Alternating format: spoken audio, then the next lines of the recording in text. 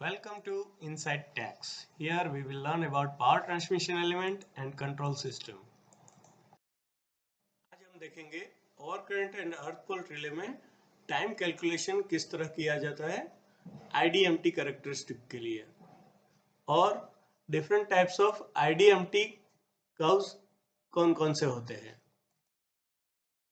पिछले वीडियोस में हमने देखा था कि जो हमारा इलेक्ट्रोमैग्नेटिक रिले होता है वो IDMT कर्व पे काम करता है और उसमें दो सेटिंग्स होते हैं, एक होता है प्लग सेटिंग मल्टीप्लायर एंड दूसरा होता है टाइम सेटिंग मल्टीप्लायर। जिसमें प्लग सेटिंग मल्टीप्लायर का कैलकुलेशन किस तरह से होता है वो हमने देखा था। तो उसके लिए हमें ज़रूरत पड़ती है CT रेशियो की, यानी कि हमारा जो CT होगा वो कितने रेशियो का होगा, और दूसरी ज़रूरत पड़ती है कि जो सोर्स है उसका फॉल्ट करंट क्या होता है। तो देखिए प्लग सेटिंग मल्टीप्लायर किस तरह से कैलकुलेट किया जाता है। तो fault current divided by relay operating current, यानी कि हमारा रिले का ऑपरेटिंग करंट क्या होगा। तो यहाँ पर देख सकते हैं कि 3000 एम्पियर जो फॉल्ट करंट है और 300 अपना CT रेशियो है, तो उसके हिसाब से ये मल्टीप्लायर 10 हो रहा है। अगर इसी इक्वेशन को हम दूसरी तरफ से देखें तो fault current divided by CT ratio upon CT current secondary current into current setting, यानी फॉल्ट करंट अपन CT secondary current into current setting into CT ratio. तो यहाँ पर 3000 जो हमारा फॉल्ट करंट है, CT सेकेंडरी करंट, तो CT सेकेंडरी में कितना करंट आएगा तो वो 1 एम्पियर, और करंट सेटिंग कितना है तो 100% यानी कि 1, और CT रेशियो कितना है तो 300/1 यानी कि 300। तो इस तरह से हमारा आंसर आएगा 10। तो ये जो 10 है वो हमारा प्लग सेटिंग मल्टीप्लायर है। और टाइम सेटिंग क्या होता है, तो रिले के अंदर टाइम सेटिंग मल्टीप्लायर रहता है, उसमें आप 100% रखेंगे तो 100% टाइम लेगा, और इस डायल को हम घुमाकर अगर हाफ करते हैं यानी 0.2 करते हैं या 0.1 करते हैं तो उसके हिसाब से टाइम उतना कम लगेगा ऑपरेशन होने में। यानी कि अगर यहाँ पर हम देखें तो हमारा जो IDMT कर्व के हिसाब से हमारा 10 PSM पे जो ट्रिपिंग रिले ट्रिप करेगा वो करेगा 3000 मिलीसेकेंड में। लेकिन यहाँ पर हम अगर इस टाइम सेटिंग को 0.1 रखें तो वो हो जाएगा 300 मिलीसेकेंड। यानी कि अगर यहाँ पर हम टाइम सेटिंग मल्टीप्लायर को 0.1 रखते हैं तो हमारा फॉल्ट क्लियरिंग टाइम 300 मिलीसेकेंड हो जाएगा 10 PSM पर। ठीक है, तो जैसे कि हमने आगे देखा कि अगर हमारा टाइम सेटिंग मल्टीप्लायर 10 है तो इस कर्व के हिसाब से 3 सेकेंड रिले ऑपरेटिंग टाइम रहेगा। तो ये जो कर्व है वो किस तरह से बनता है वो देखते हैं। तो उसके लिए एक इक्वेशन होती है कि जो टाइम की इक्वेशन रहेगी IDMT कर्व के लिए। IDMT कैरेक्टरिस्टिक के लिए जो IDMT कर्व की इक्वेशन रहेगी वो इस तरह से होती है, जिसमें यहाँ पर जो T है वो हमारा रिले ऑपरेटिंग टाइम है, यानी कि जिस टाइम पे रिले ट्रिपिंग कमांड देगा। उसके बाद IF यानी कि फॉल्ट करंट, यानी कि सिस्टम का जो फॉल्ट करंट है वो है। उसके बाद IS यानी कि रिले सेटिंग करंट, यानी कि रिले पिकअप करंट। CT का जिस एम्पियर CT का जो आउटपुट होगा उस पर जब रिले ऑपरेट करेगा यानी कि स्टार्ट होगा तो वो रहेगा रिले सेटिंग करंट। और TMS यानी कि टाइम सेटिंग मल्टीप्लायर। उसके बाद अल्फा है जो कि एक कांस्टेंट है, और बीटा है जो दूसरा एक कांस्टेंट है। तो इस तरह से ये पूरी इक्वेशन बनती है। और इस इक्वेशन के ऊपर ये हमारी आईडीएमटी कैरेक्टरिस्टिक बनती है, जिसमें यहाँ पर IF/IS यानी कि हमारा प्लग सेटिंग मल्टीप्लायर रहेगा और यहाँ पे रहेगा टाइम। ठीक है, तो इस तरह से हमारी आईडीएमटी कैरेक्टरिस्टिक्स रहती है। जो हमने टाइम कैलकुलेशन की बात की इस इक्वेशन में, उसमें अल्फा एंड बीटा दो कांस्टेंट है। तो जो आईडीएमटी कर्व होते हैं उसमें 4 टाइप के कर्व होते हैं, जो कि इस तरह से होते हैं। नॉर्मल इनवर्स जो हम सब यूज करते हैं, तो उसमें जो अल्फा कांस्टेंट है वो 0.14 एंड बीटा कांस्टेंट है वो 0.02 लेना होता है। तो ये कर्व जो बनेगा वो नॉर्मल इनवर्स कर्व बनेगा। दूसरा जो कर्व होता है वो वेरी इनवर्स होता है। वेरी इनवर्स में अल्फा की वैल्यू रहेगी 13.5 एंड बीटा की वैल्यू रहेगी 1। उसके बाद जो कर्व आता है वो एक्सट्रीमली इनवर्स आता है। उसमें अल्फा की जो वैल्यू है वो 80 रहेगी और बीटा की वैल्यू 2 रहेगी। उसके बाद लॉन्ग टाइम इनवर्स कर्व, जिसमें अल्फा की वैल्यू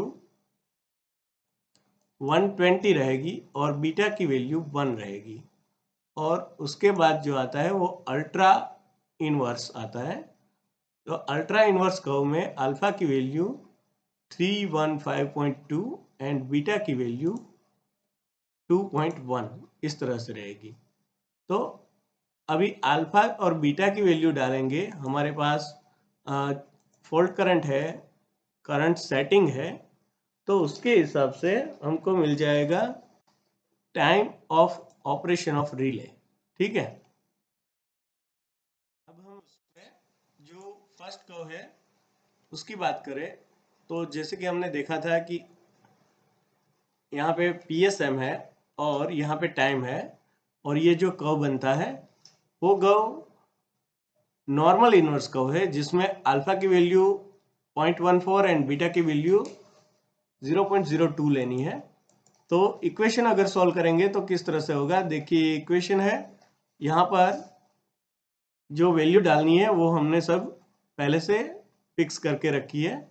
तो देखिए कि अल्फा की जगह हम 0.14 लेंगे। फिर हमारा IF यानी कि फॉल्ट करंट 3000 एम्पियर, फिर रिले सेटिंग 300 एम्पियर और बीटा की वैल्यू जो कि यहाँ पे 0.02 है वो है, और TMS यहाँ पर हमने 100% रखा है यानी कि 1। तो जब इसका रिजल्ट आएगा तो वो इस तरह से आएगा, और जो आंसर रहेगा वो T is equal to 2.972 near about 3 second, right. तो यहाँ पर 3 सेकेंड वैल्यू आती है, जो हमने आगे देख लिया है कि आईडीएमटी कर्व में आती है। और जो हमारा PMS है वो यहाँ पर ये रिजल्ट है PMS का जो 10 है। तो अगर हम आईडीएमटी कर्व नॉर्मल इनवर्स देखें तो उसमें 10 PSM पे हमें 3 सेकेंड मिलता है।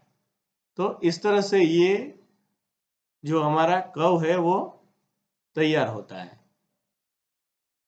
अभी हम अगर नॉर्मल इनवर्स की बात करें तो नॉर्मल इनवर्स के लिए कुछ वैल्यूज लेके इस इक्वेशन में डालेंगे और हम कैलकुलेटेड कर्व बनाएंगे। तो वो कर्व इस तरह से बनता है कि जिसमें अलग अलग PMS पे हमको अलग अलग टाइम मिलेगा। और नॉर्मल इनवर्स है तो एक वैल्यू ये रहेगी कि 10 PSM पे हमको 3 सेकेंड मिल रहा है। तो इस तरह से हमारा नॉर्मल इनवर्स कर्व बनता है। इसी इक्वेशन में अगर हम अल्फा और बीटा की वैल्यू अलग अलग कर्व के लिए अलग अलग वैल्यूज डालेंगे तो जो हमें कर्व मिलेंगे वो इस तरह से रहेंगे कि देखिए यहाँ पर जो ये है हमारा नॉर्मल इनवर्स कर्व है, उसके बाद यहाँ पर ये वेरी इनवर्स है, उसके बाद एक्सट्रीम इनवर्स कर्व है, उसके बाद लॉन्ग इनवर्स कर्व, और